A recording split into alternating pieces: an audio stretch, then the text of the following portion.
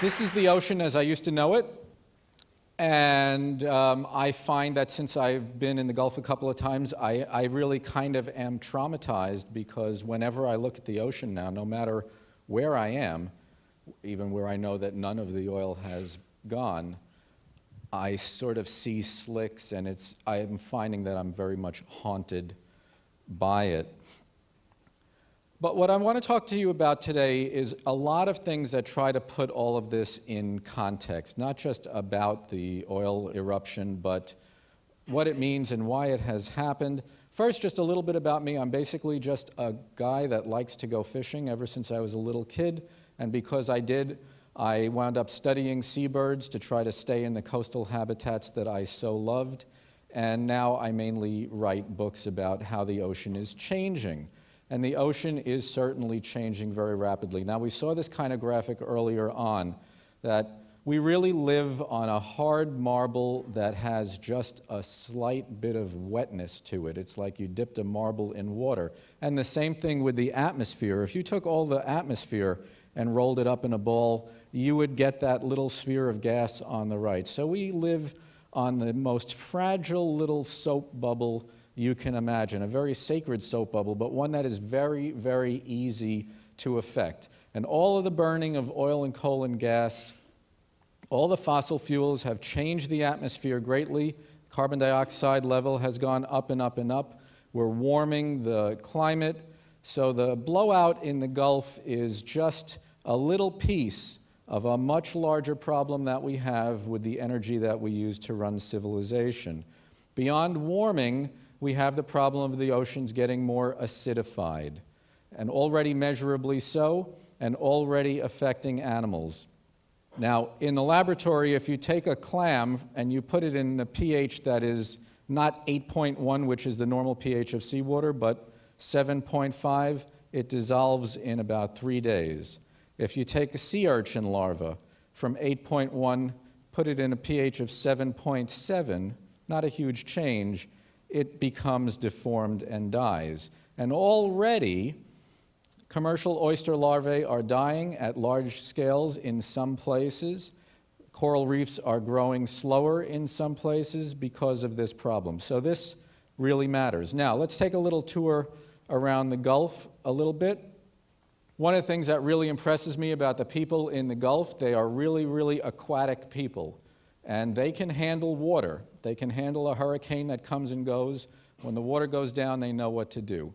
But when it's something other than water and their water habitat changes, they don't have many options. In fact, those entire communities really don't have many options. They don't have another thing they can do. They can't go and work in the local hotel business because there isn't one in their community. If you go to the Gulf and you look around, you do see a lot of oil. You see a lot of oil on the ocean. You see a lot of oil on the shoreline. If you go to the site of the blowout, it looks pretty unbelievable. It looks like you just emptied the oil pan in your car and you just dumped it in the ocean. And one of the really most incredible things, I think, is that there's nobody out there trying to collect it at the site where it is densest. Parts of the ocean there look just absolutely apocalyptic. You go in along the shore, you can find it everywhere. It's really messy. If you go to the places where it's just arriving, like the eastern part of the Gulf in Alabama, there's still people using the beach while there are people cleaning up the beach. And they have a very strange way of cleaning up the beach. They're not allowed to put more than 10 pounds of sand in a 50-gallon plastic bag. They have thousands and thousands of plastic bags. I don't know what they're going to do with all that stuff.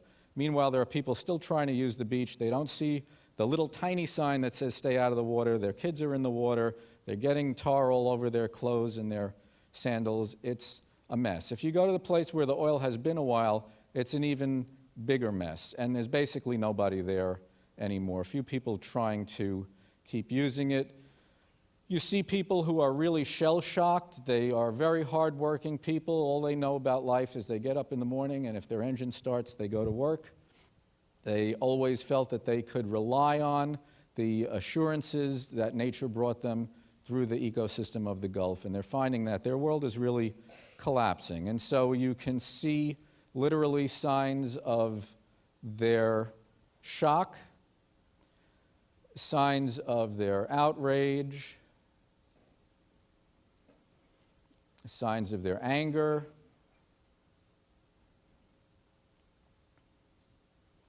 and signs of their grief.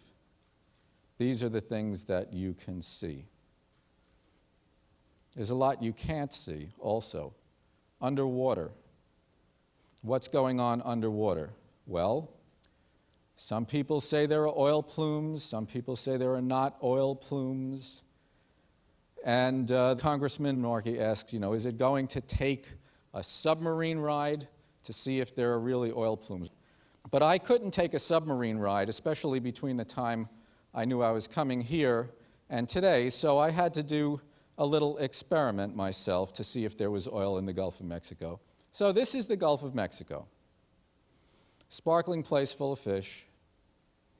And I created a little oil spill in the Gulf of Mexico. And I learned, in fact, I confirmed the hypothesis that oil and water don't mix until you add a dispersant, and then they start mixing, and you add a little energy from the wind and the waves, and you get a big mess that you can't possibly clean, you can't touch, you can't extract, and I think most importantly, this is what I think, you can't see it. I think it's being hidden on purpose. Now, this is such a catastrophe and such a mess that lots of stuff is leaking out on the edges of the information stream, but as many people have said, there's a large attempt to suppress what's going on. Personally, I think that the dispersants are a major strategy to hide the body because we put the murderer in charge of the crime scene. But you can see it. You can see where the oil is concentrated at the surface and then it is attacked because they don't want the evidence, in my opinion. Okay. We heard that bacteria eat oil, so do sea turtles. When it breaks up, it has a long way to go before it gets down to bacteria. Turtles eat it. It gets in the gills of fish. These guys have to swim around through it. I heard the most incredible story today when I was on the train coming here. A writer named Ted Williams called me, and he was asking me a couple of questions about what I saw because he's writing an article for Audubon magazine. He said that he had been in the Gulf a little while ago, like about a week ago, and a guy who had been a recreational fishing guide took him out to show him what's going on. That guide's entire calendar year is canceled bookings. He has no bookings left. Everybody wanted their deposit back. Everybody is fleeing. That's the story of thousands of people. But he told Ted that on the last day he went out, a bottlenose dolphin suddenly appeared next to the boat, and it was splattering oil out its blowhole. And he moved away because it was his last fishing trip, and he knew that the dolphins scare fish, so he moved away from it, turned around a few minutes later, it was right next to the side of the boat again. He said that in 30 years of fishing, he had never seen a dolphin do that, and he felt that it was coming to ask for help. Sorry. Now, in the Exxon Valdez spill, about 30% of the killer whales died in the first few months. Their numbers have never recovered.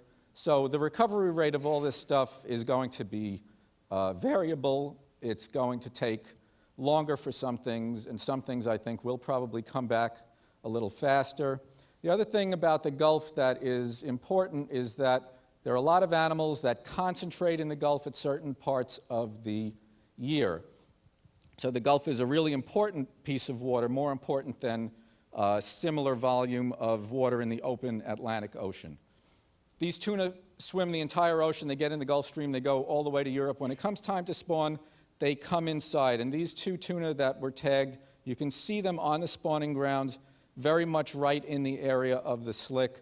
They're probably having, at the very least, a catastrophic spawning season this year. I'm hoping that maybe the adults are avoiding that dirty water. They don't usually like to go into water that is very cloudy anyway. But these are really high-performance athletic animals.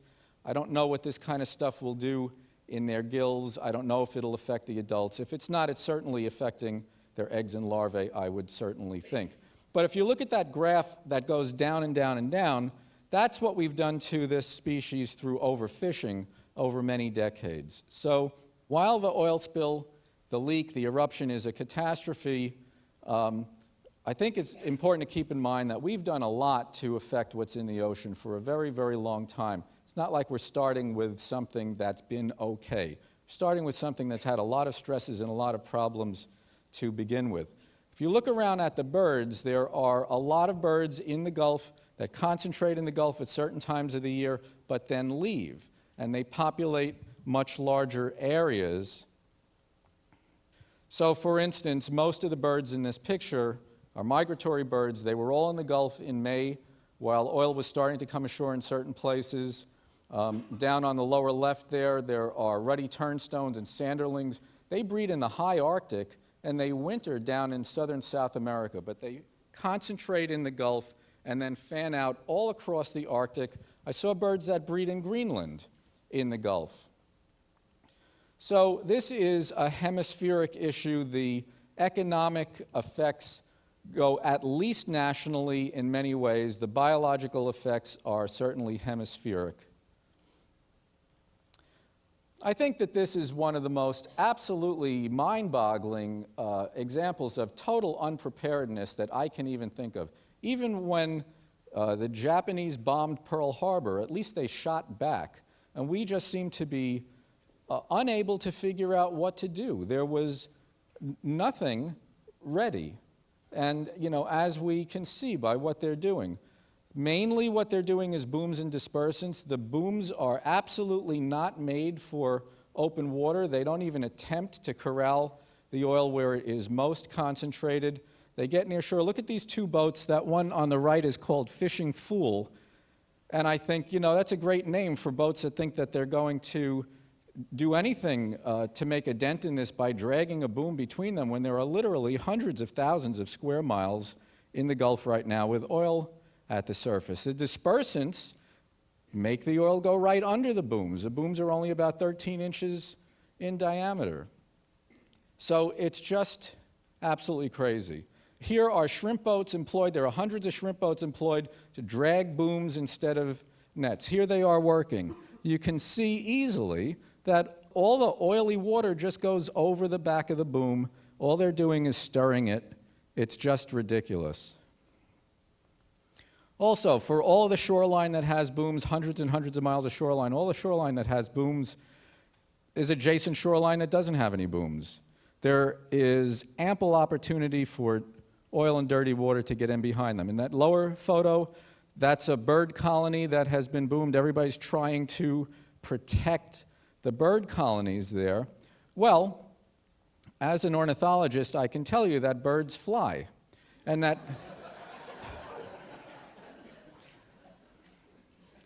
and that booming a bird colony doesn't do it. It doesn't do it. These birds make a living by diving into the water.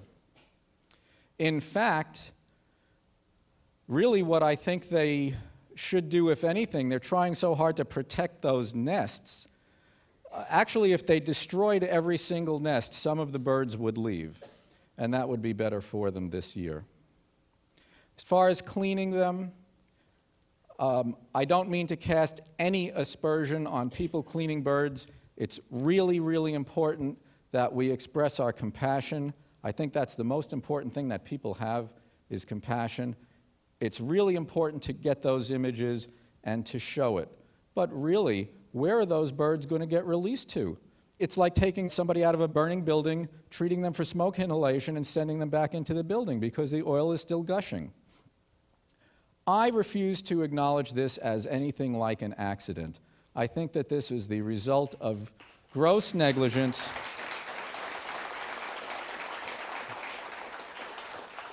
Not just BP. BP operated very sloppily and very recklessly because they could. And they were allowed to do so because of the absolute failure of oversight of the government that is supposed to be our government protecting us. It turns out that you see this sign on almost every commercial vessel in the United States. You know, if you spilled a couple of gallons of oil, you would be in big trouble. And you have to really wonder, who are the laws made for and who has gotten above the laws? Now, there are things that we can do in the future. We could have the kinds of equipment that we would really need. It would not take an awful lot to anticipate that after making 30,000 holes in the seafloor of the Gulf of Mexico looking for oil, oil might start coming out of one of them. And you'd have some idea of what to do. That's certainly one of the things we need to do. But I think we have to understand where this leak really started from. It really started from the destruction of the idea that the government is there because it's our government meant to protect the larger public interest. So I think that the oil blowout, the bank bailout, the mortgage crisis, and all of these things are absolutely symptoms of the same cause. We still seem to understand that at least we need the police to protect us from a few bad people. And even though the police can be a little annoying at times, giving us tickets and stuff like that, nobody says that we should just get rid of them. But in the entire rest of government right now, and for the last at least 30 years, there has been a culture of deregulation that is caused directly by the people who we need to be protected from buying the government out from under us.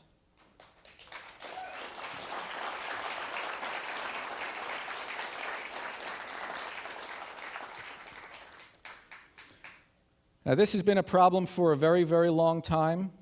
You can see that corporations were illegal at the founding of America, and even Thomas Jefferson complained that they were already bidding defiance to the laws of our country.